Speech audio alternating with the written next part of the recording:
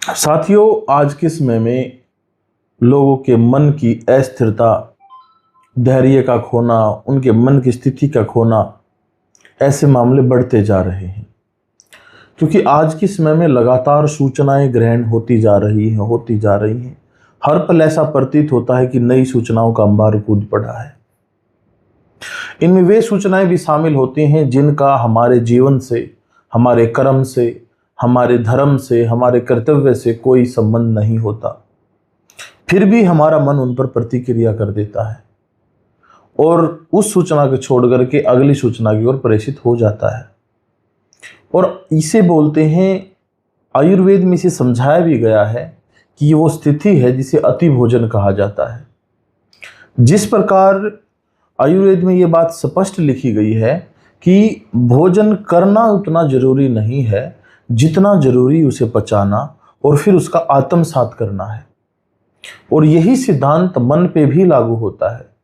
हमारे आज के युग में लगातार सूचनाएं, वो चाहे मीडिया के माध्यम से, वो चाहे फ़ोन कॉल के माध्यम से, समाचार से, अन्य और भी ओवर थिंकिंग की वजह से भी बहुत सारी सूचनाएं हमारे दिमाग में आती हैं।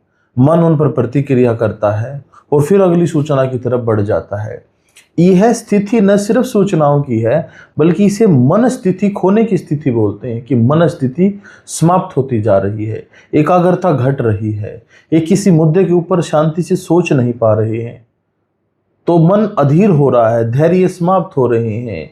तो इन स्थिति से बचने का रास्ता आपको ढूंढना होगा। अपने आप को शांत रखने के लिए, अपने मन स्थिति को मजबूत बनाए रखने के लिए बेवजह के कचरे और बेवजह की सूचनाओं को अपने दिमाग में बढ़ने से, एंट्री करने से रोकना होगा। प्यारे साथियों, आत्मसात करने का, अपने मन स्थिति को स्थिर रखने का, धैर्य रखने का, चाहे वो आप प्राणायाम का माध्यम अपनाएं, चाहे वो कोई अन्य ऐसी स्थिति अपनाएं जैसे कि एक्सरसाइज वगैरह करना या फ़ोन कॉल्स वगैरह को बहुत कम देखना।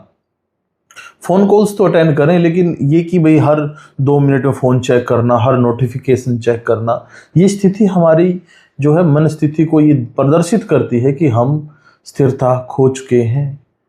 और इसे वापस लाना हमारे लिए बहुत ज़रूरी है, क्योंकि सभ्यता अलग मैटर है, तरक्की अलग मैटर है। तकनीकी का इस्तेमाल करो, पर कहीं सभ्यता का विनाश ना होता चला जाए। एक सभ्य इंसान, उसकी समझ, उसकी सोच, उसका नज़रिया वो ध्वस्त ना हो जाए। उन चीज़ों का भी विशेष ध्यान रखना चाहिए।